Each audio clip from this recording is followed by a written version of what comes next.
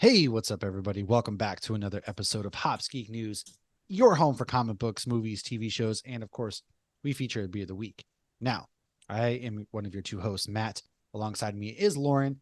In today's episode, we have Kenny Porter, the writer, or one of the writers, I shall say, for Image Comics' latest, The Schlub, which, if you're not out there reading right now, is a fantastic take on your ordinary man who has become a superhero. He has swapped bodies with a superhero, and of course, hijinks ensue. And it's actually a pretty deep story from there. I don't want to spoil too much yet.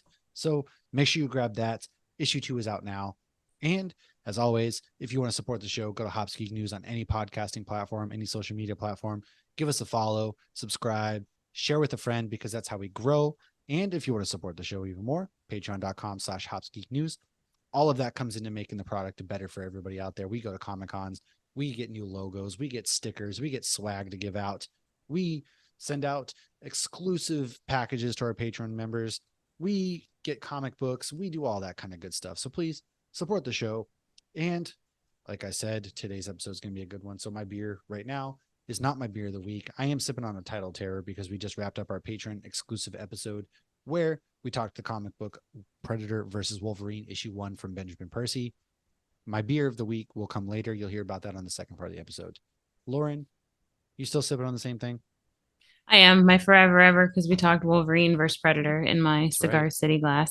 We sure did. Now, So that's what, and it's fucking phenomenal.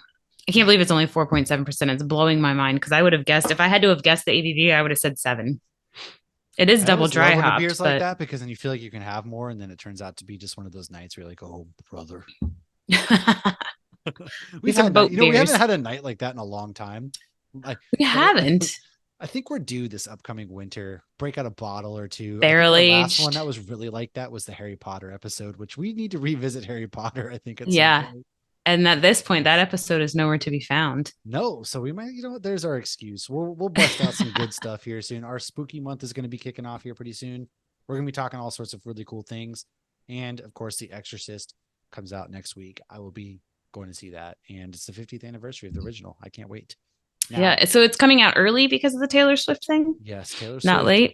bumped The Exorcist from October 13th to October 6th. So I did get to go into the Exorcist house. They had a house at Horror Nights, even though the movie Ooh, hadn't even been tell me out. about that. You didn't mention that before.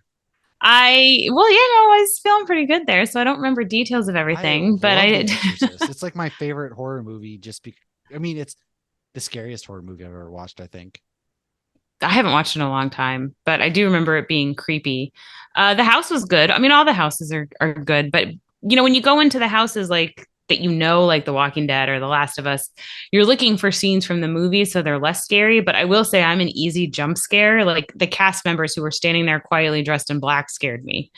But I still like going through them. And The Exorcist one, I remember there was like a scene in the middle that you had to like walk around, which you don't usually see. Usually it's like you're walking through hallways and people jump out and things jump Was out. Like there a this was like, girl chained to the bed, puking green everywhere upon a no, it corpse? wasn't. No, because I think it's based on the new movie. So it wasn't the old Oh, well, now movie. there's two girls in the movie now, and they both, I don't know how it goes down. I just know from the previews that there's two girls that are possessed, and it's weird. Oh, I just remember there being a room where you had to literally walk around this scene, which is something.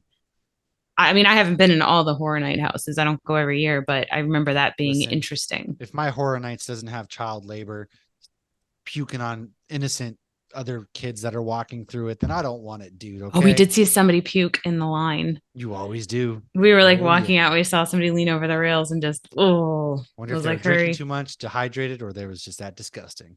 Well, Tabby really wanted to go on Rock and Roller Coaster after, and I was all for it. And Josh is like, it's 2 o'clock in the morning. We're leaving. Oh, You've been God. drinking all night. Erica wanted to go in another haunted house. I What time does it Horror Nights go till? think 3. We got home at What? 3. Oh All my I know is I never got my tacos. Well, that's first of all, you should have gone to Waffle House, but Ugh, are there. But no. dang, that's crazy. 3 a.m. I did not know it lasted till 3 a.m. Well, I guess because you're waiting in lines for 4 hours, but Well, it officially starts at like 6, but now there's all these different things you can do. Like you can, well, if you're pass holder, you can go in and like hang out somewhere and you don't have to Yeah. leave. But then there's something you can buy to get in a little bit earlier. Then there's a VIP thing you can buy, and there's, skip the line thing Oh you can my buy, a God. tour Just thing you pay can to buy. play everywhere you go anymore, huh? 100%. Well, anyways, folks, if you've never listened to the show, we start with what we're drinking. We go into what we've messed up on and looked into. We talk about what we've been reading or watching. We give you the news. And then, of course, our main topic. So, Lauren, we broke our streak. We were doing pretty well for a while. And now, I think it's because Tim hasn't called us out in a while. But what did we mess up on last week?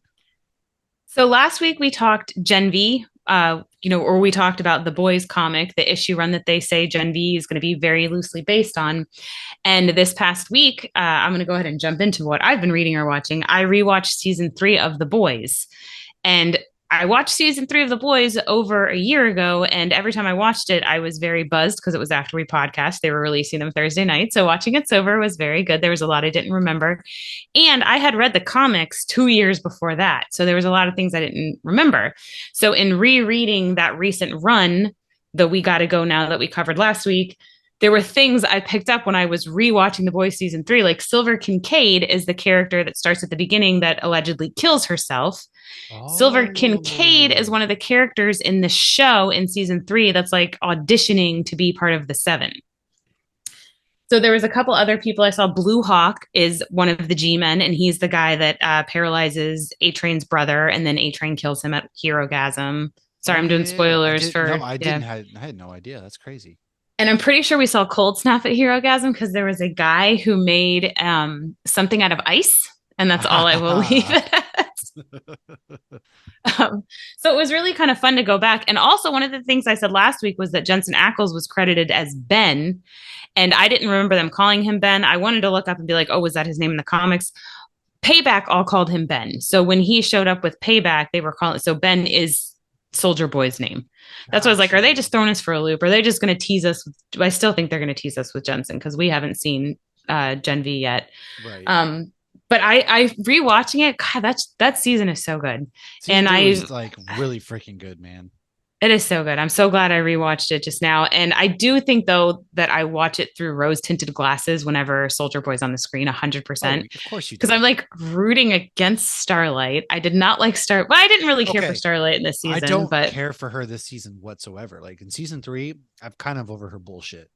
yes, she's a little too like high on They her made her, horse. yeah, they made her too holier than thou, I guess is the way to put it. And I mean, she does forgive Huey at the end and whatnot for being a dick. And Huey is being a little bit of a dick. I gotta say, like the biggest turnoff for me personally is a jealous guy, is a oh, guy neither of them being were good people in insecure this in season his at all. masculinity. Yeah, that was his whole thing. She had to open the jars for him, and that bothered him. And he needed to whatever. And he's never seemed like one of those guys, but he was.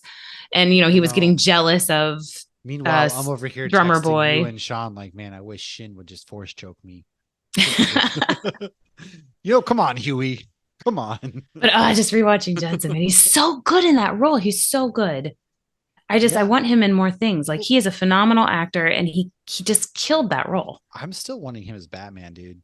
So bad. Well, and I know I texted you earlier. I saw on some Supernatural page where somebody suggested he play Callus, and I Yeah. think he would be Because Callus isn't dead. He a phenomenal was Callus. left. He was Yeah, never dead. with Zeb. Yeah. So I'm very curious to see. It's a matter of time because in Ahsoka, we've seen all these other characters appear. So he played a pretty big role in Rebels to be just forgotten about. He's one of my favorite characters in Rebels because I love his arc. And I I wonder also they love make his so many voice. Star Wars references in Supernatural that he's got to. I wonder if he's everybody gets to be in Star Wars. So I wonder if Yeah, he's trying to, hey, because if I can't be yeah. Batman, I want to be in Star Wars. I feel like there's a Star Wars reference almost every episode. Their Yeah. last name was actually supposed to be Harrison for Mm. Harrison Ford, and then they ended up changing it to Winchester, which I think Winchester is way better because Winchester's it's a way gun, better. a haunted house. Yeah. Yeah, when you're killing like zombies, spooky Plus, shit. Yeah. yeah. Where are the Harrisons? Doesn't or oh the No, Harrisons? That doesn't sound as good Dean as the Harrison. I'm Winchesters. sorry, what? But I mean, in the first episode, they're Ford and Hamill are their aliases, Well, yeah, it just works. and the whole premise was this is Han Solo and Luke Skywalker, not in a Millennium Falcon, in a badass muscle car fighting bad guys. So that was the whole thing that Eric Kripke Yeah. had in his head. Yeah, very true. But yeah, All right, so well, good. carry us on to what else you've been reading or watching then. Um, I did start the Good Omens book. Oh, Just very early in on it, and it's very, very similar to the show. I'm hoping it deviates some and gives me more backstory of stuff. But the show's phenomenal. So far the book's good. But I mean, there are lines that are just verbatim for the show. isn't it funny Um, how that always works out? Like you get some books that deviate so far, like Percy Jackson, the movies, for example, and then you get stuff that's like so true that you're just like, oh wow, I know this. Like it's cool to mhm. you can visualize it. It helps kind of almost. Well, I read the first Game of Thrones book, and I felt like it was too similar that I then stopped reading it. Well, it's But then okay I because wanted to once season 6 rolls around, nothing matters anymore. So Well, I wanted to pick it back up, hoping that it would fill in those blank spots. But the fact that he hasn't finished the books, like my daughter, I think Kaylee read 5 of them. So did she read 4 or 5? I don't even remember how many there are. But she got further along. So she would be like, oh no, in the books, it starts to veer off halfway through the second book. But I was like, well, until he finishes them now, he's if he never ever finishing finishes those them, books. He's I never will read finishing them, those books especially at because I all. have them. But I mean, the first book, like there was a couple things that weren't in the show, but for the most part, it was season one. And I read the first Harry Potter book. That was the first movie outside of the That's true. dragon. No, yeah, okay. I mean, the third film is when they really start to take liberties with the Harry Potter books. I only read the first one because Kaylee wanted me to. I never went It's a any good time. further. It's a good time. I But love Harry Potter. But anyways, what else you got? other than that, really just some comics. Let's see. What did we read? I did catch up on the Ninja Turtle Stranger Things Ooh, issues. how you liking that one so far? It's fun. I'm trying to It get like is. Logan to read them with me because I feel like they're comics for kids, but it's Yeah, this fun and one's it's not. nostalgic. This one's not inappropriate at all. You know, No. for a kid, it's the Ninja Turtles and it's Stranger Things who are kids as well, and it is a really fun comic book. Yeah, it's a little bit, nostalgic for me and it's cool. It takes place in New York. But yeah, that one's fun. And I don't know what else I've Would read. you review this week? What did I review this week? I don't even know. I I reviewed, I know what I reviewed. Give me a minute. I really liked what I reviewed. I can tell. I'm so bad about that. Even when people are like, "What comic are you picking up today?" I don't know what comes out this week. I my just take my whatever they brain hand me. my brain like goes blank sometimes. You're If I good. don't write it down on here, like I don't remember. Oh, Black Hammer, the end. Okay. So I did. It was the second issue just came out. And so this is a run by Jeff Lemire, and I did review this for Nerd Initiative. It's Dark Horse Comics. And what's kind of cool about it is I didn't know about this. They've created a whole universe. So it can be read standalone. And I did read it standalone. I haven't read the other ones, but there were a few times where I was like, okay, am I missing something? This doesn't seem like I'm completely on the same page. And then it would make sense. And then they would explain things. But then there was stuff they sprinkled in that was like, okay, I want to go back and read these other comics. So this series started in 2016 and it's won a bunch of awards. Wow. So I definitely want to go back and check it out. It was really kind of cool because there's like, 1 second you're at a farmhouse dealing with angsty teenagers, and the next second you're in a spaceship dealing with aliens trying to fight an anti-god to save the universe. So, or the multiverse. Okay. I don't I know can if they're get allowed behind to that. use the word multiverse, but and there was a crossover with Justice League. Oh, really? Well, yeah, Yeah, Marvel, DC, they don't have the corner marketed, the marketed corner, whatever you say that on for the multiverse. multiverse. Yeah, Give them time. Disney owns them now. it's true. Very true. Huh. And then of course you read Schlub and watched Ahsoka. So Yes. Yep. Yep. I But we'll talk about the Schlub in a little bit. yes, we will be talking. So I read Birds of Prey, which is the first issue from Kelly Thompson and Leonardo Romero, and then Jordi Belair. It's taking place with Dinah Lance. She needs to get a team together because her sister Sin is being held captive. And so she gets Cassandra Cain, who's Batgirl in this issue. She gets Big Barda, Harley Quinn. It's a very like weird, random assortment of people that are going to be part of this version of the Birds of Prey. But it's I a feel new like that's what the run. movie was. Yeah, I mean it's wicked random. So, but it was a very good issue because at the end, I don't really want to spoil it because I want people to read it, but her sister is pretty much held in a pretty. You're like, oh shit, that's where she's being held. It's crazy. And then of course I read the Schlub issue 2, and then Predator versus Wolverine. I've watched Ahsoka episode 7, so the finale is next week. hopefully we will Oh can my God, it better be 2 hours long, yeah, I have a lot of questions, man, that we're not going to spoil yet. I think we're going to do a Ahsoka focused episode where we wrap the entire season up. So hang on for especially that. with this The strike strikes, yes. looming toward the end. Yes. So I haven't watched the latest episode, Only Murders. So going into the news, the writer's strike has officially ended. And this is a pretty good deal for the writers. So the writer's strike ended at 12:01 a.m. on Wednesday, the 27th, technically. And some things are AI can no longer be used to write scripts or can't at all. That was a big piece of the contract. Like AI was the second biggest issue next to we want to get paid. So when it comes to using writers' work to train AI models, the agreement acknowledges that uncertainty surrounding the current legal landscape, and a large number of writers are able to basically like you can use AI, but you can't like make AI do it for you, essentially.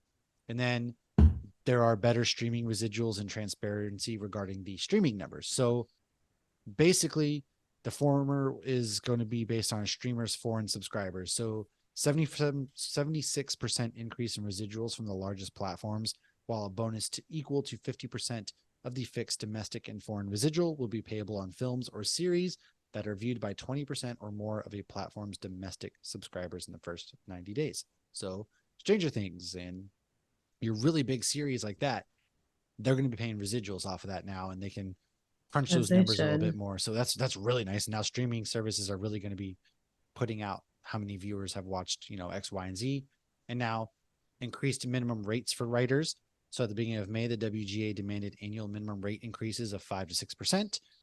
AMTP or AMPTP was offering 2 to 4, and now they're going to be increasing by 5%. That's kind of so this year, September's tentative agreement, most minimums will be increased by 5% this year, followed by 4% in 2024 and 3.5% in 2025.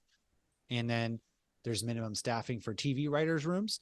So they wanted WGA was asking for one writer per episode on anything up to a 6-episode TV season, and then a writer for every 2 episodes after that, up to a maximum of 12 writers in total.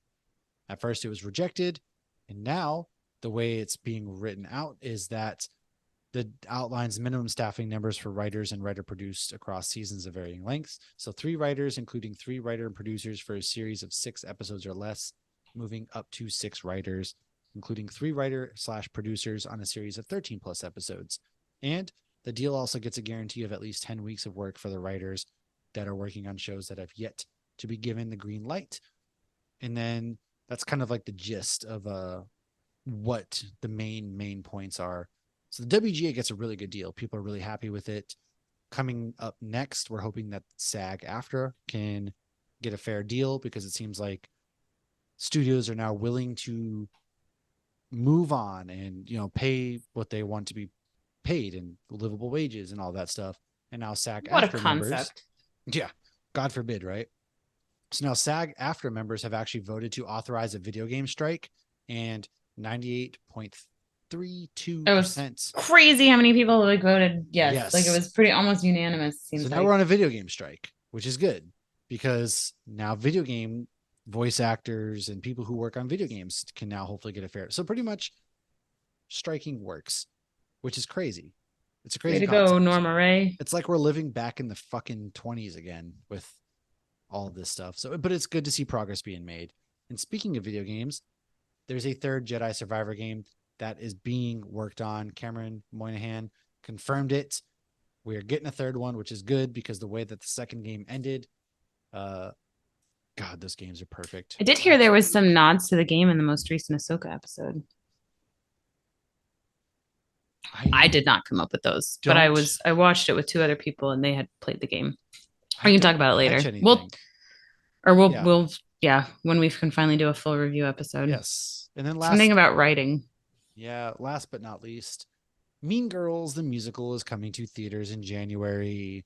It was apparently a big enough hit that they're going to kind of reboot it in a way, and now it's going to be coming to theaters in January, which I'm going to be there night 1 for, first and foremost. Oh, it's a fantastic movie. I call my 11-year-old every day, "You're a mean girl." She's mean to me. Sure? I always hit the cool mom.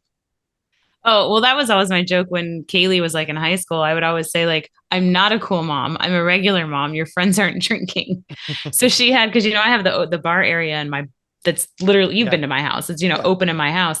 So for her 16th birthday, she had a big Halloween party and kids dressed up, and, we moved the couches, and they're all drama kids. So they're like dancing and singing.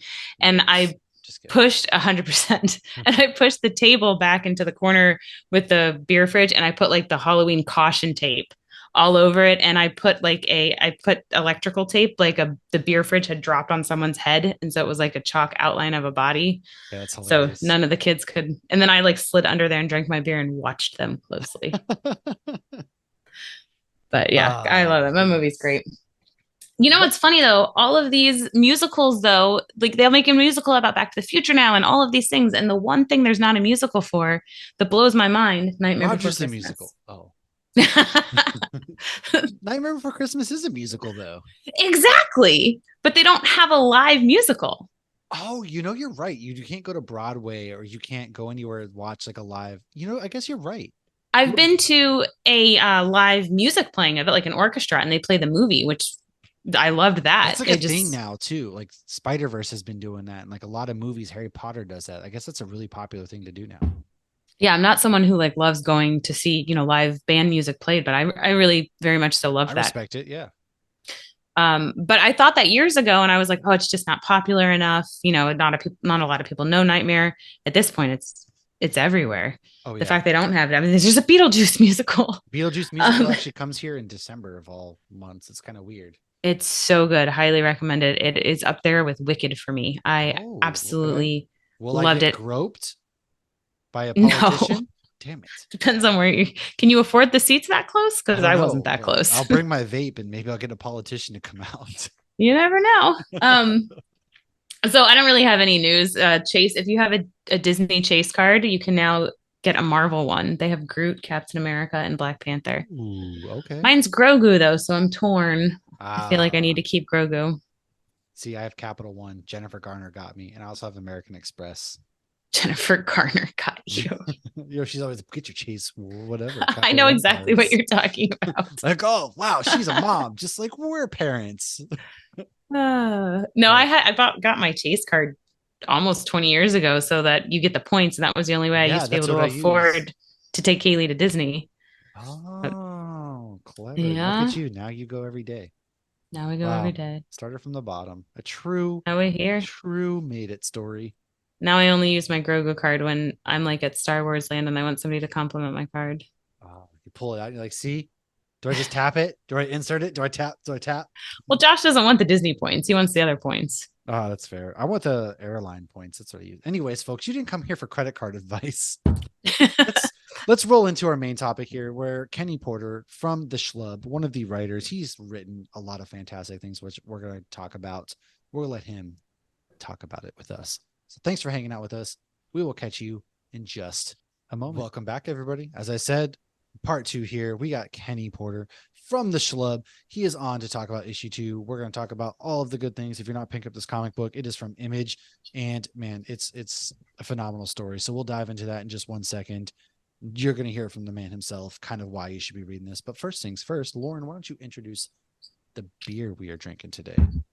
So we are drinking a beer from a local brewery for me in Orlando, Florida, Broken Strings Brewery, but it's extra fun because it is a collab with Beer Babes, which if you haven't heard about them, they go around with different breweries and they brew beers. And then when they sell them, it's a nonprofit that helps women in the industry. And this beer is super fun because it has Dolly Parton on it. And we picked this one. Actually, Matt picked this one for us to drink today because in the Schlub, our main character is a dentist, and dentists work in 9 to 5. So that's how they make their living. Yeah. This is a really good beer. I actually bought a 4-pack of this. This is the first one I've opened. I've had it for a minute. It's a pineapple cream soda sour. So if you like sours and you're in Orlando visiting, this one is right near the soccer stadium. It's in between downtown and the soccer arena. And they do some phenomenal sours. I like sours. For me, it's hit or miss, but all of their sours have been really good. But they do a cherry Coke one that literally tastes like cherry soda. Like my kids would have. Good. Yeah, I could only drink half of it because it was so sweet, but it was really good. But they do some good hazies as well. And their black IPA is one of my favorites, the liquid vinyl. IPAs are amazing. Those are really if good. They're done right. Yeah. Honestly, one of the better beers. Like all the beers you send me are typically good. This is straight up one of the the better ones. That yeah, Dolly. Who doesn't It love is a Dolly really good Parton? one. But if we've had Common Law Brewery on this podcast more than once. And so they've done a collab with them as well over near Excuse me, Nashville. released a beer with them. No big deal. Yes, we brewed a beer with them too. So I got to meet one of the girls a few months ago that runs the organization, and she was super awesome. We had a lot of fun, and I look forward to future collabs that they do. They've done one with Yeasty Brews down south, which they're going to do again. So yes, any beer collab you hear from them, go buy it, drink it, enjoy it, and support women in craft beer and support craft beer because they're not doing so hot these days. That's true. It's hard out there. Anyways, let's get to the good stuff, shall you? Kenny, Michelle, welcome to the show. How are you doing? Thank you for taking the time to come and hang out with us and talk some schlub. Oh my gosh. Thank you so much for having me. I'm really excited to be here. I actually, now that we started talking about Dolly Parton, I would be fine if we just pivot and we just talk about how great Dolly Parton is for the rest of this episode. Really, she is a treasure for sure. Absolutely. If anybody has a bad thing to say about Dolly Parton, that's immediately on like the top 10 not trustworthy right That's there. a red flag. Yeah. Absolutely. And she's big about literacy, and we're here to talk about books. So that's great. Yeah, thank you so much for having me. That beer sounds delicious. Both those flavor profiles, that and the cherry cola one, are like right up my alley. So I would love to try those someday. Ooh. I'm to Orlando. I'll take you myself. All right, deal. We got it. So one thing we'd like to obviously start with before we dive into the book. Now, first and foremost, the issue is out. It came out this past Wednesday. Everybody, you can go to your local comic book shop. First of all, support your LCSs. Because again, it's hard out there, right? Number two, support the fine people who make these. It's not easy to make comic books. It's not something that they can just sit down and hammer out in 2 seconds. And so support the hard work, the really great things that are going on in comics right now. We are very blessed to have so many good stories out there. So make sure you're doing that. But first and foremost, we want to know kind of your geek origin story. We like to talk origin stories, especially when we're talking superhero stuff. So how did you get into the world of comic books? How did you become, a comic book writer of sorts? Awesome. Yeah. So I grew up down the road from a comic book shop. It was like a couple blocks away. I could just walk right there as a little kid during like the big boom of the 90s. So I was down there all the time, like throwing what quarters and dimes and stuff I had. I could really only afford like the cheap stuff in the cheapo bins. So I would run in my little like neon shorts down there and throw whatever coins I could and take whatever I could, like issues of Untold Tales of Spider-Man and stuff. I think the first comic I ever bought with my own money, I always forget the number, but it was the issue of X-Men where they're not in costume at all, and it's just Colossus and Juggernaut like fighting in a bar, but like with no costumes on, and they're all just drinking. So it's a really weird, like for somebody who loved superhero stuff, for my first superhero comic to be a bar fight where nobody's in costume was always really funny to me. But I love comics. I was always really interested in storytelling. Like I grew up loving movies and TV shows and books. I read a ton. The Scholastic Book Fair was my jam. I threw down a ton of money there. I still love going to those book fairs. We talked about it. I was there last week with my kids. I was just talking to Lauren about this. I was like, book fairs are still awesome. Like, man. Because we were talking Goosebumps. Yes. That's why. Yeah, Goosebumps were the lifeblood. Yeah, exactly. Just get it. They were the monster blood, if you will, of Scholastic. But yeah, so I was always really into reading and stuff, and I loved comics. I would draw all the time. I wanted to be a superhero artist when I was a kid, which I think is what a lot of people who end up writing comics say, is that they wanted to draw comics when they were little. I always stuck around with it and was really intrigued by it, even when I was, in like adolescent age. I couldn't afford them, or like when the comic book store closed and we didn't have one in town. I was still very interested in them.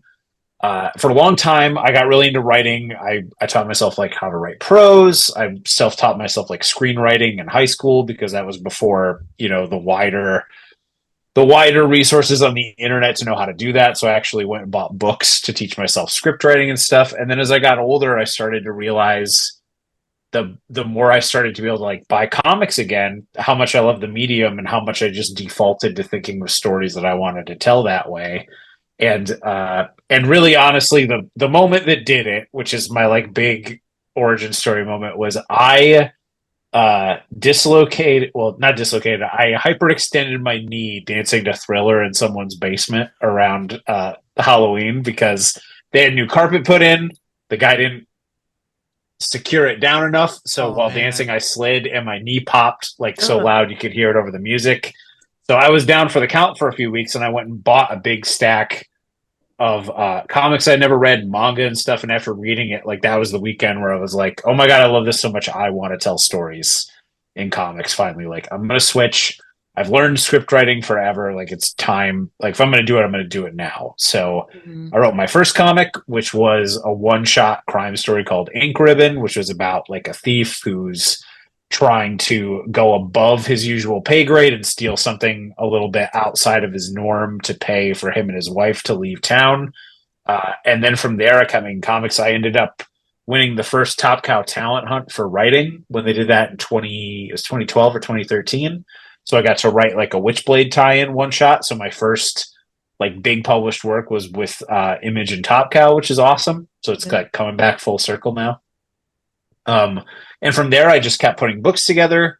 I did a creator-owned YA book called Barnstormers that got picked up by Simon & Schuster and Insight after I did a Kickstarter.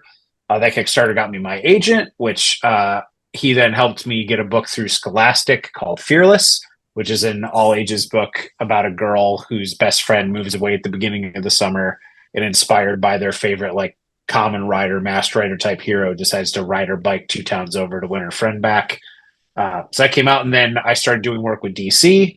I did DC Mech, which was a complete alternate universe where all the DC heroes were reimagined as mech pilots, a la Gundam and Evangelion and Robotech and all that stuff I love. Such a show that I grew up on too. That was a great, great little run. That's why they called me. They're like, "We know you're the Gundam guy, yes. So like we're calling because we know you're going to bring some flavor to this." I did the prequel to the Flash movie that came out called The Flash Fastest Man Alive, where they let me tell my own story set in that continuity, which is awesome. And then right now I'm doing the new Superboy series, Superboy the Man of Tomorrow at DC, which has been a lot of fun. That was a story I was really passionate about telling. Issue 6 is going to be coming out soon and wrapping that up. And then to get to the Schlub, Ryan Stegman and I have been friends for a long time, and Tyrell Cannon and I have been friends recently. And Ryan had a ton of success with Vanish through the KLC Press. If you haven't read that, it's awesome. Go check it out. His artwork in there is incredible, just like everything else he's done. If you don't know him from Vanish, you know him from Venom, another popular title with a V in the beginning of it. So if it starts with a V and it's awesome, he probably drew it.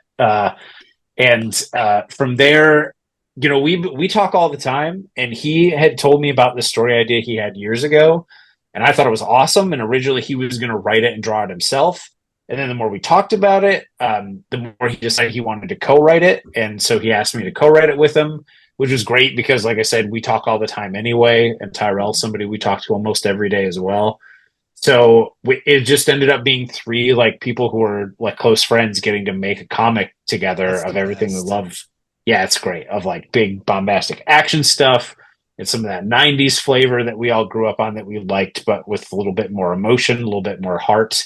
And really, like Ryan had the story pretty much outlined at like the helicopter level of like a full, you know, synopsis of just like paragraphs, what was going to happen. And together, the more we talked about it and fleshed things out, a bunch of stuff changed. We expanded a lot of stuff. And then we brought Tyrell in, and he had a bunch of fun story stuff to add. So really, it's kind of become all of our baby and stuff that we've worked on. And I've had a ton of fun collaborating with them and putting it together.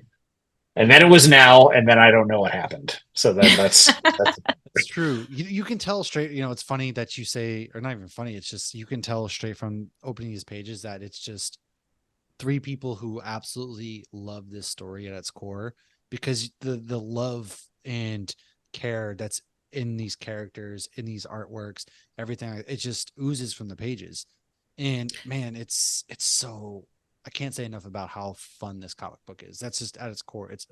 It's fun. It's basic, but at the same time, it's not a bad thing because it gives you a lot of room to play with. And what's it like telling a story? Because you talked about you're doing Superboy, you're doing Flash at one point, you're doing Batman. What's it like getting to tell a superhero story where there are no preconceived notions? Yeah, there's no constraints, or like nobody really knows who these characters are yet. Yeah, it's been a ton of fun because, and like you said, it's a basic premise. It's, you know, a really like crummy piece of shit guy. So if people haven't read the Schlub and you're just hearing about it, The Schlub is about a dentist named Roger Dalton who's kind of a piece of crap, and he always makes the wrong decisions. He's got a good heart, but he's kind of selfish because life has beaten him down so much, and he ends up accidentally switching bodies with essentially the most powerful superhero in the world. And great for him because he thinks it's a second chance for a new life. Bad for everybody else. Yes. Because it's going to be really, really difficult for us to overcome that as a people for him to have that body. So basically, like, imagine if Michael Scott from The Office or Kenny Powers from Eastbound and Down switched bodies with Thor or Superman. Like, you just kind of imagine his voice coming out of him of blaming people for everything bad that's happened to him. Everybody else's fault but his own. And you get that a lot in issue 1 when we first kick it off. It's just like, he's blaming Sarah, his ex-wife. She doesn't understand. It's his brother's fault. He sees, all this. And then even when this issue kicks off, he starts to overhear. And it's what happens if a guy who has the world stacked against him gets superpowers. And it just goes from I'm there. Awesome. just imagining Thor with a George Foreman grill in his bed now. He's just like, this way I cook it and the goat meat is ready right when I wake up. So I like the smell of fresh goat meat in the morning. So sue me. Mm-hmm. Yeah, exactly. I'm a god. I should live godly. Yes. So it was interesting though, like when we had one of the questions we always have, since we've already we do have hard hitting questions that we got for you. So just keep, be ready for those, but we'll talk a little bit about the Schlub first. One of the questions we always have is, what has been the process working with the writer or the artist? How much back and forth was going back, how much of that actually happened? And when we had Tyrell on, it was a very different answer than we usually get. He's like, oh, it was a collaborative effort. We all basically worked together. And, even though I was drawing it and they were writing, it was still very much so a group effort. So it's fun to hear you come on and basically back that up. So was it a different situation doing this Schlub in this collaborative kind of artistic way as opposed to the other stories you've written working with the artist? Oh, totally. So anytime I work with an artist, I usually ask them up front, like, do you like working more full script or more Marvel style, which I've done both. So for example, I've done full script on stuff like The Flash and everything, and then stuff with my buddy Riley Rossmo, who's an artist who's done a ton of stuff at DC. We've done shorts and stuff together. He likes to work more of a Marvel style, so it's way looser. And he and I would just get on the phone and kind of talk about what was going to happen on each page. And then I'd loosely lay it down and he would draw it. And then I'd add the dialogue afterwards. With Ryan and Tyrell, first Ryan talked through the whole story with me, like I said, like a year ago. And then we did a year or so ago. And then we did an updated version. And for the scripts, we jump on the phone, talk about, all right, what are the major scenes we want to have happen and what do we want the ending to be for this to figure it out. We talk about where all the emotional stuff is going to be, what all the big fun scenes are, what are some fun gags and stuff we can think of for the comedy aspect off the top of it that also play to how much of a jerk Roger is or his progression as a human. And then I would take it and kind of outline it all right, this is the way I see it going. This is what's going to happen, all the scenes. Then Ryan and I would get on the phone again, or just text and be like, I like this, let's move this around. I'm like, ooh, and if that happens, let's do this if that happens first. So very collaborative. And then I would lay it out in a page by page outline, and we do the same thing again, talk about it, approve it. And then we talk to Tyrell about it and show him and be like, what do you think? And then Tyrell would come in and be like, all right, let's change this or combine these because I want to draw it this way. Let's change this into a double page spread. Let's do this sort of thing. What if we added this character here? I'm really glad that we're able to talk about issue 2 now because we get to talk about maybe Tyrell and I's favorite characters, which are the henchmen, which show up in this. Yeah. Who I will spoil this. They become a very big part of the book, which was not planned, but is very fun that they keep showing up. So we should expect more comedy then? Yes. Definitely from the 3 of them, and they have some of the best lines and stuff in the book coming up that I enjoyed writing. It was the one with my doctor said I can't get 3rd degree burns anymore. Oh yeah, I that was one of my favorite ones that I put in. Yeah, when they're falling and he's burning up. Yeah. Yeah. Oh god, that was fun. So we would do that, and then once we got it where we liked it, I'd make it a little bit more detailed. I didn't do any panel breakdowns. I just put down what happened and about how much dialogue was on each page. And then Tyrell would draw it from there. And then after the artwork came in and we got to see his amazing artwork, that's when we would go over and do the dialogue passes. So it was super collaborative every step of the way. And it's been really fun to be able to do it this way, where it feels like everybody has a part in every step, like all three of us. So that by the time we get it to Mike Spicer for colors and John J. Hill for letters, we've like 3-person mind melded to put all this together. And Mike is incredible to work with, and so is John. Like, this is the second time I worked with Mike because he did the colors on DC Mech too. Yep. So I knew like he was super talented. He works with Danny Warren Johnson all the time, and his stuff looks amazing. Like there's stuff on Do a Power Bomb or Murder Falcon. So I was really excited to be able to work with him again.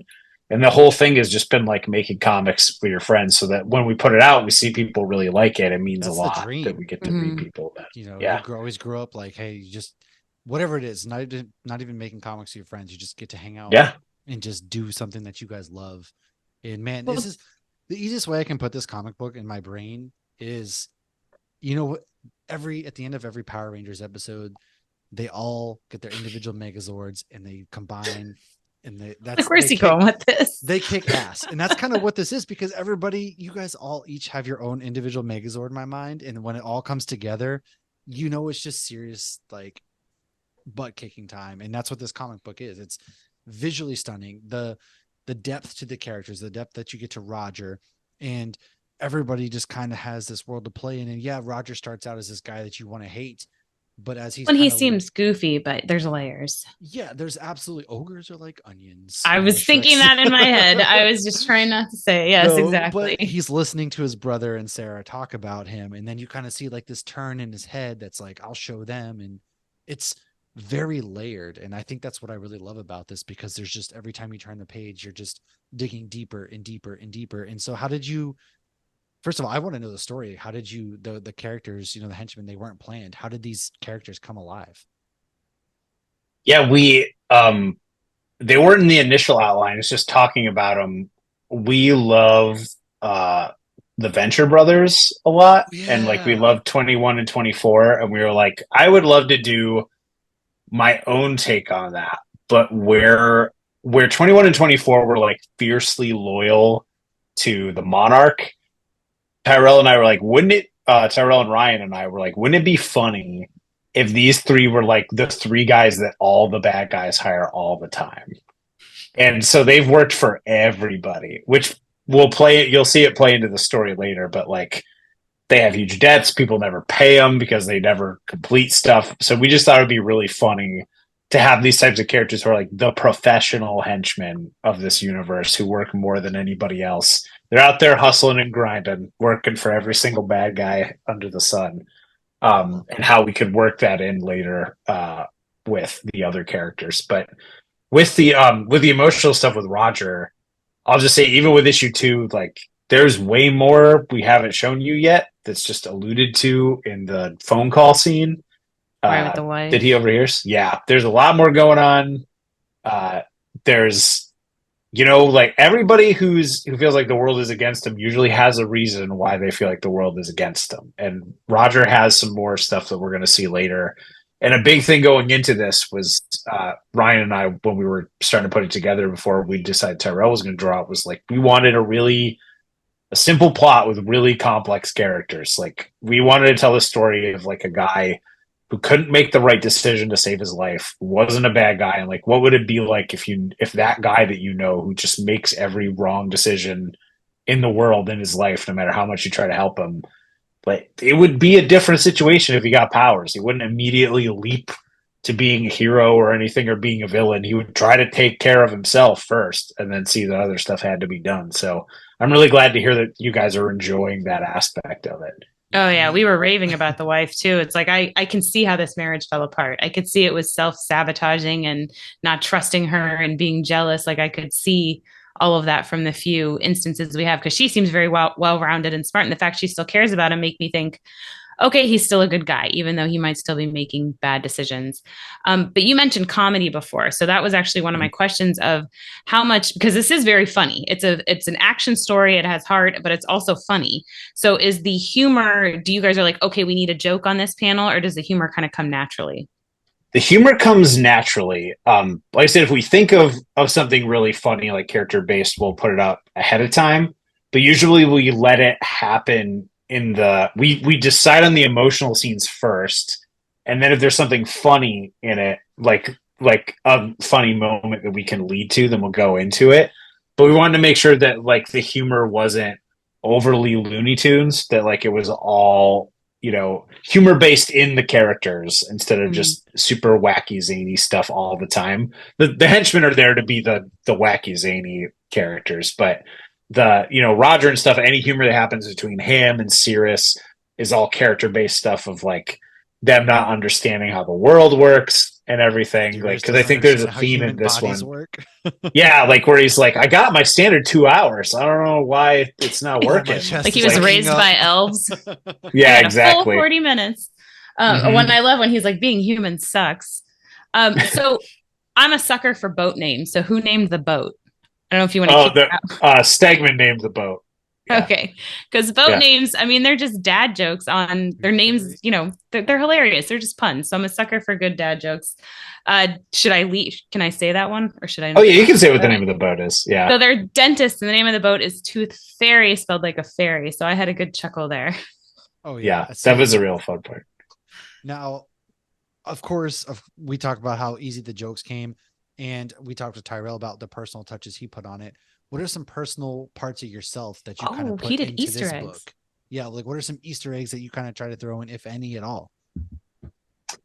I think a lot of the Easter eggs are stuff that, I mean, because we've all gone through points where we felt really low, or we felt like there's no hope for anything, or that the world's against us. So I just tried to tap into that feeling of like, when were the times that I had a bad attitude about like the way that the world was going, and maybe things weren't easy, but I wasn't making it any easier by pushing that outwards, or just being frustrated, or feeling like not all of us, but some of us have like family situations where maybe you weren't supported in what you wanted to do, or the person you wanted to be, or even if you tried to fit in with them, they still pushed you away. So we're going to play a lot into that. And I tried to bring a lot of that into the story of like things that I've experienced with family members or people that I've known in my life. So I try to find those universal truths and things that I know we all get emotional about, and tried to put them in this crazy story of a dentist swapping bodies with a superhero. I think that's why finally I was trying to figure out like what hits so hard about this, but you're right. There's a piece of kind of everybody, right? Everybody's gone through those moments that it's like, oh man, I really messed up this time, or man, I'm just not, it doesn't have to be marriage, doesn't have to be relationship related. It can just be, you messed up at work that day. And that's a very good point, that it's very real. It's very humanizing, which is often hard to do when it comes to superheroes. It's like, how can we humanize the superhero? Not everybody's Clark Kent, who just comes off as human despite being alien. So that's very clever. I didn't think about it. It just kind of clicked for me personally. Now, when everybody loves the Freaky Friday story because it's perspective you could never gain otherwise. Like you literally cannot. Well, you literally can walk in somebody else's shoes, but you literally metaphorically cannot walk in somebody else's shoes. So I think it's always a fun twist to see, especially when there's such extremes, because then you see how Roger's treating this God's body. He's just right back into his old habits, but he still has that hero that he feels he needs and wants to be. Now, that reminds me, when it comes to the human body, there's a scene where we find Roger in the superhero's body, and he's just pounding foods of all different varieties. Yes. Did you guys like have any say over what foods went into that scene? Because I kind of feel like, just three dudes being bros, like, hey, you got to have this food. I feel like I saw Cookie Crisp. Yeah, there's different ones. Going back to the 90s. Did you have any say in that, or was that all like Tyrell on that point? I think I said just like a bunch of different junk foods, like a variety of like ice creams and snacks and stuff. And then Tyrell did a bunch of them, and he put a ton of Easter eggs of like stuff that he wanted to, of like foods that he wanted to do. And then the same that Stegman did on his cover for issue 2, where he did the couch shot of him surrounded by all the foods. Oh yeah, the donuts, everything of that nature. It's so good. So good. And especially considering the first issue, you're like very vividly inside someone's mouth. Yes. God. I hate the dentist, for one. Nobody likes the dentist. And So obviously every story's got to have a villain, and we get our villain we get more into him in this. It's Worm. I don't know if I'm pronouncing that correctly. Yeah, He's it's Worm. kind of coming. This is where we kind of unveil the big plot that essentially you have to steal spirits of people, the souls of people, to be able to reverse swap. How big is he going to become a bigger threat? Is he kind of a one-off villain, or for you guys, do you have a big plan for where this is going as far as the villain goes? He is integral to the emotional reveals in the story later on, and has his own real motivations have not been revealed yet. So yeah, there's a lot more also going on with him that we'll get. So just like how, Roger got thrown into this world and is only now really learning the deep inner workings of Cirrus, we still haven't gotten the deeper inner workings of Worm yet, which we'll get more later. But he also has bigger motivations than just like steal the superhero's body. Like that. Or now, without spoiling too much, we got to go to Max Terra for the first time, or not really the first time, but like got to see a little bit more of it in this issue. Is that a place you guys are going to be looking to explore as well down the road? I don't know. I guess you're gonna have to see. I didn't say. I could tell right away that face was like, I can't tell you that. I know, because I'm very intrigued by that, because it's space. There's a lot. There's the library, and they all kind of have there's daddy issues, of course, that get thrown into this issue as well. And is there a comic book out there that doesn't have daddy issues? It's true. I don't think so. You know what? I think it's all just stems from daddy issues. Daddy wasn't there. All right. Yeah. Mm-hmm. Or he was there too much, or he had too high expectations, or he was there, but my biological one wasn't, and I struggle with that. You want to unpack this? You okay? Rats. You need to unpack this? At least we're not like a Disney movie where the parents are just dead. That's true. That is true. Yeah. Very, very true. No, I have a good relationship with my dad. He's a fan of the podcast. That's good to hear. I'm glad your parents are. I'm the one. He only listens to the ones that are just about beer. He doesn't listen to the comic book ones. Now, of course, we like to ask these other questions because you've kind of worked for everybody. You've gone from Image to DC. These are the hard-hitting ones I warned you about. These other ones. Do you have a favorite kind of, what's your favorite label? Marvel or DC? Yes. Oh, you mean in terms of like in terms of characters and stuff? Just if you had to pick one that you draw yourself more to, which ones? It's like a favorite child. We know you have one. Damn. Okay. Yeah. I'll be honest. If like gun to my head, the characters that I was excited about the most when I was younger were DC characters. So I love Spider-Man, I love the X-Men and stuff, but Batman was my thing as a kid, and then when I discovered Green Lantern, like that was my other thing after that. So I've always loved those. I love Marvel stuff. Like Daredevil's one of my favorite characters of all time, and I love Spider-Man. But if I had to pick one or the other, it would have to be DC, because like also like so much of my like love of superhero and superhero storytelling also comes from all of the like Paul Dini, Bruce Timm animated series stuff of like Batman animated series, Superman, Justice League Unlimited, Batman Beyond. I love that, and that's like some of the most. Well, I'm glad to hear it. I'm glad I'm not coming off as unrecognizable right now. Because like that stuff solidified to me of like how great the DC universe can be in like all different iterations. So yeah, long story short, if it like gun to my head, I have to pick DC. And here's a controversial one I'll give you for free. My favorite Jack Kirby creations are all the DC Fourth World stuff over his Marvel stuff. So New Gods, Commandy, Forever People, like I love the New Gods stuff so much. So people really sleep on the New Gods a lot. I haven't read the New Gods, but wasn't that like inspiration then for Eternals? Well, like he was into the gods in general, or no? Yeah, I think because Eternals is when he went back. Yes. Right. Yeah. So I'd say like, New Gods is almost like the proto version. Like Eternals is cool, but if I had to pick between the two things, I'd go New Gods. Like I'm a huge Mr. Miracle fan. Like I've read I have the artist edition of like the Jack Kirby Mr. Miracle pages and stuff. I just love his like crazy, weird, like new take on a pantheon. And I'll admit, one of my favorite characters I've written in multiple iterations of stuff has been Darkseid. I love like writing Darkseid dialogue is like getting to wear an elegant gown or suit because you get to write that velvety purple language. It's just like so awesome coming out of his mouth. So yeah, I love the Jack Kirby Fourth World stuff.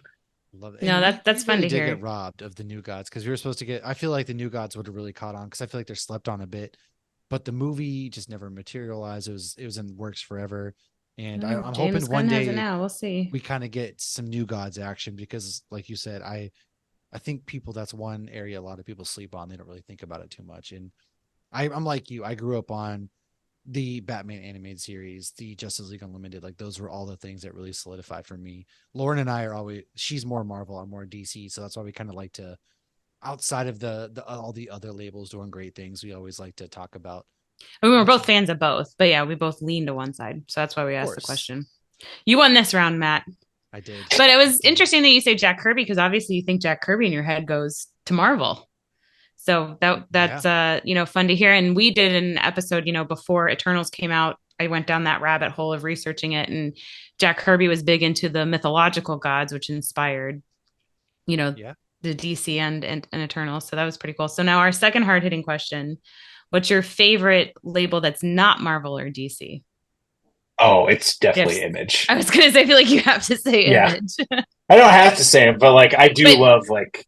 Image. You said you loved it and then you wrote for it, so I kind of figured that answer was coming. Yeah, I really like. So I was a kid when the whole like the Image thing took off and like Spawn was everywhere is still like whether. So here's the thing that's like crazy about Spawn is like whether you have a family member who knows what comics are or not. If they were alive in the 90s. They somehow know what Spawn is or what he looks like because of like the movie, the comics, the toys, all the other merchandise, the video games. Like Spawn was like the character that broke out across everything. So like, and I mean, it was like Venom with a cape and chains. Like it just looked awesome. Yeah.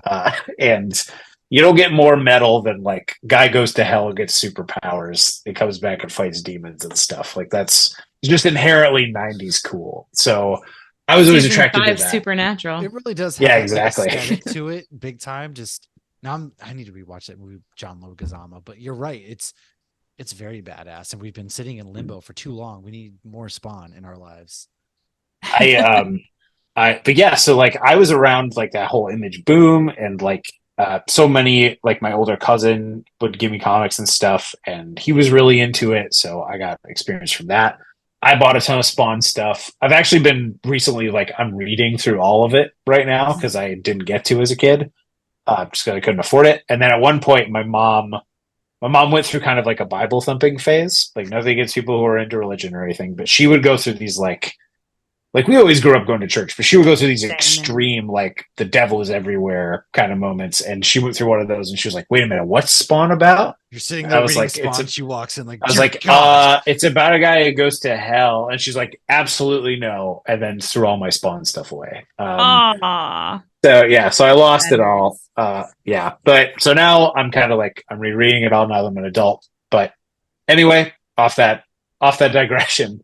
I also really love Image because a couple of years ago we started this like create our own revolution over there of all these awesome titles like Saga and Black Science, stuff like Monstrous coming out, all these like great creators making really awesome independent comics over at Image that made me excited about telling original stories again. So the fact that I get to write there is just awesome. But like as a reader, I love manga. I love reading I love reading comics from France. There's a lot of great Spanish comics that I love. Like I'll read it from anywhere. I don't care. I read so much. I think the last time I tracked it last year, I read like 365 graphic novels, almost like a book a day. Like I'll read them from anywhere. I don't care. I love it in all shapes and forms. During lockdown, my big lockdown thing during I keep saying lockdown like I was in prison. I mean the pandemic. We know what you mean, yes. Yeah. And just when I say it out loud sometimes I was like when I did time. I just like I don't need house arrest. On my couch. Yeah. I read all of One Piece. That was like my big thing to like eat up time. So I read 1,090 something chapters of One Piece. Have you seen the show yet? I have. I've seen the first episode and the second one. I think part of the third one I'm not done yet, but I think it's really fun, and I'm glad that so many people are getting into it from the new live action show. 100%. But yeah, so I love Image. I love what it stands for. I love that it's creator owned and that so many people can tell cool stories there. I mean, Image is some of my favorite stories. Invincible is my all-time favorite. Ice Cream Man is one of my favorites from Image that I just am always picking up. But you're right, Image has so many good stories out there that again, people kind of sleep on that as well. And like you said, I'm always trying to push Invincible on people because, like, especially if they love superhero stuff, it's one of my favorite superhero stories. Yeah, the guy that owns my comic book shop years ago, before Prime was getting it or anything, and he's like, "You got to read the first full trade back." Like, he wanted me to get to that first reveal, and I remember like starting it, and then I was like, I got it from like the library, like the first issue. And their first trade back. And then I ended up, now I have the compendiums, like I have the phone books because and I've never gone through a comic so fast. It was so good beginning to end. And I love that Robert Kirkman loves happy endings. So I know that even if there's like extreme downs, I know I'm going to end on a high note and walk away and be like, I liked that. Absolutely. So actually going into that, do you have a favorite comic of all time? I do. And surprisingly, not from any of the publishers that I mentioned yet. So my favorite comic of all time is actually Hellboy. Front to back, Hellboy is one of my favorite comics ever. All the short stories, all the spin-offs. I absolutely love it. I love the atmosphere of all the Mignola stuff. I was kind of a like late to life horror fan. Like I was telling somebody earlier today, like I used to be really afraid of horror stuff to the point where at the video store when I was a kid, I didn't like to walk through the horror section because I was convinced if I didn't watch the covers that they'd come to life and get me, like from behind me, like this stuff. Yeah, but they put the damn Nintendo games at the end of the aisle where past the horror thing, so I have to go past there. Damn all the you, time Blockbuster! Just looking down the whole exactly. time. It was a heroic journey. I mean, when I first started Walking Dead, I had nightmares, and I got through that. And now Matt's big into horror, so now I'm watching like horror movies at Christmas. I don't know what happened. I'm sitting here like especially this time of year. I'm like, have you watched this horror yet? I don't. And I'm like, one nope. Last night called like it was like Mall Chop. It was completely awful. It was about. But you like the campy stuff too, which is I like a lot. Yeah, I watched. It's hit or miss. Robots the campy last stuff. night. It was made in. Chopping Mall. Yeah, Chopping Mall. That's what it was. Yes, I watched that last night. Yeah. Yes. It was outrageously just campy, ridiculous, but man, I just horror movies. I don't know if anything's worse than Velocipaster. Bite your tongue. I mean, the title alone though is like worth so much money. It is like that right there. It's gold. All right. That sounds like an Invincible character, honestly. Like somebody. Yeah, because they had the dinosaurs show up. Yeah. Yeah. No, it was on when we were at a brewery one day, and I just got like sucked in, and I'm like, "What am I?" And we're watching it with the subtitles on because we're at the brewery. Yeah. But I'm just like, I mean, if you can't even hear it and it's super cheesy, I'm like, I could have made a better costume. Not that I'm not crafty in costume making. Oh boy. Anyways, but I've gotten into horror. I'm appreciating horror, watching horror. Horror's amazing, man. But as a child, I was the same. I wouldn't do it. Yeah. Image does horror comics really well too. Speaking of Image, like that's like God. Oh, totally. Horror, love it. Do you have a favorite horror movie of all time? I think he said that wrong. What he meant to say is, "What's your favorite scary movie?" That's true. You're right. Exactly. Speak to the millennial in me, man. That was a big cinematic moment for me. I had it. It was there. It was a softball, and I completely struck out at slow pitch softball. Someone I saw recently on a meme said like Ghostface is the most scary like horror character to any millennial because he calls you on the phone. Yes. God, it's like, oh, like you're scared before you even pick it up. Wife, like, God, stop. You're like, uh-oh, somebody's calling. I'm already in trouble. I think, yeah, my all-time favorite scary movie is the original Alien. Is my favorite. Like, I know that came up earlier today. I haven't seen it. I need to see it. Oh, really? Yeah, love Yeah. that movie. It's awesome. I watched it with my wife because she'd never seen it a couple years ago. We did Alien and Aliens back to back, which if you haven't seen those, Lauren, will be a huge whiplash, like tonally, because we watched Aliens, she loved it. We started Aliens, and she's like, "Is this the same movie?" Because I of bet the my like, husband's seen it. We'll have to do that. yeah, It's just it a is total still, tonal shift. yeah, it's still like it's more survival horror, but it starts like very military and like we're gonna go in there and fucking kick ass stuff, and then Yeah. turns into survival horror like sort of thing. So, but I both mean, of I've seen those two movies Spaceballs. together, oh, Spaceballs rules. Well, because the alien pops out of the tummy and starts Yeah, does singing. So, the J yeah, Frog the whatever hello, my dance? Yeah, baby, hello, my darling. So, so I've good. seen clips of it. It was the alien was in the Great Movie Ride at Hollywood Studios until recently when that stupid Mickey ride replaced it. So You I know gotta clips watch it, about it. I man. know of Okay, it. yeah, I've been trying to it's get All really into right, great add to it to the watch. list. I will. Mhm. I'm sure Josh has seen it. I'm sure he has because he had older Yes. brothers. So my husband watched all that. I'll be like, I haven't seen this. He's like, I watched that when I was 7. Same. I got in trouble for talking about it in elementary school. So Do you have older siblings as well? no, I'm the oldest. I just learned how to use the VCR at a very Uh, young age and had no supervision once I learned how to Yes. pop tapes in there. So VCR I and then saw a like lot of movies I shouldn't HBO have. and all that stuff, just I was that's the same. traumatized by Terminator 2. Although my parents A didn't really kid. love Oh, me. My parents didn't love me. So I was watching like Nightmare on Elm Street when I was like 7. So I've I never feel seen you. that either. oh my I think we do this every Halloween, and then you and I will be like, we're going to talk about this one on the show. So then I will scratch that one off the list. we will. We'll get to that. Well, anyways, getting back to the main thing, we want to know before we kind of wrap this whole thing up, Mhm. where or do you have any upcoming Comic-Con appearances? Where are people expecting to see you? Anything that you're currently working on outside the Schlub? And Yeah. of So course.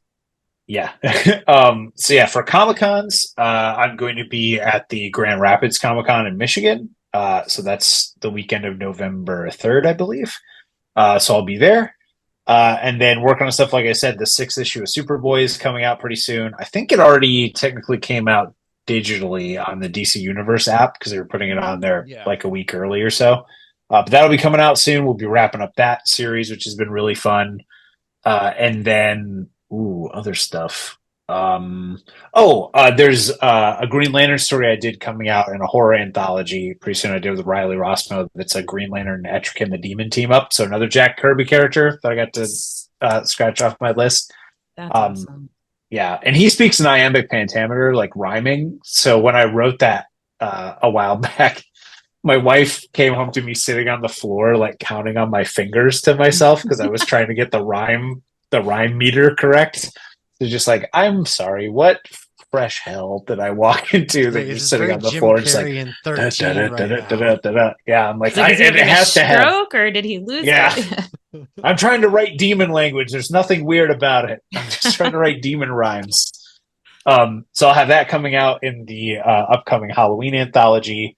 And then the third issue of the Schlub will be dropping soon too, where we'll introduce a bunch of more fun characters, believe it or not, and learn more about Sirius's situation and a little bit more about Worm as well, which will be really fun.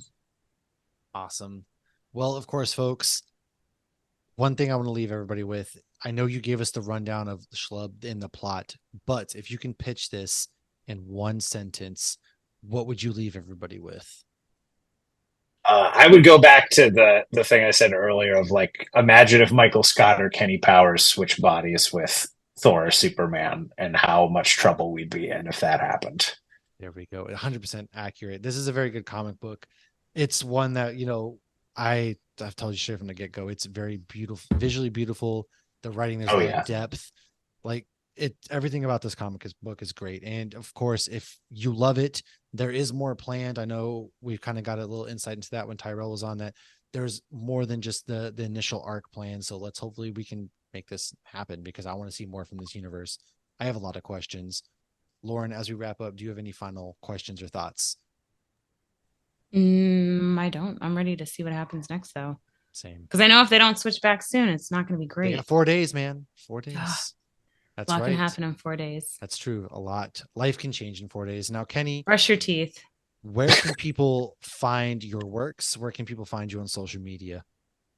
You can find a lot of stuff about me or what I'm doing at portercomics.com. And then on most social media, I'm at Ken Blake Porter because Kenny Porter was taken a lot of times. So I use my middle name and a short first name. So at Ken Blake Porter I refuse to call it the new name. It's Twitter. It's always going to be Twitter. I've been using it since 2009. Come on. Yeah. Yeah, On Instagram, Threads, Blue Sky. If there's a pigeon that's carrying notes on its leg, it's probably the same on there too. But you can find me. A lot of those are linked through my website, portercomics.com, so you can find me there. Right on. And all of that stuff is going to be right here in the link of the episode. Go ahead, click it, find the other great works. He's gotten to He's gotten to write some of my favorite characters, such as the Flash, for example, and Swamp Thing's part of the thing, Superman. He's even done, if you're into the Halloween kind of things right now, he's done work with a very DC Halloween, all sorts of things like that. Check this out. Check out the Schlub.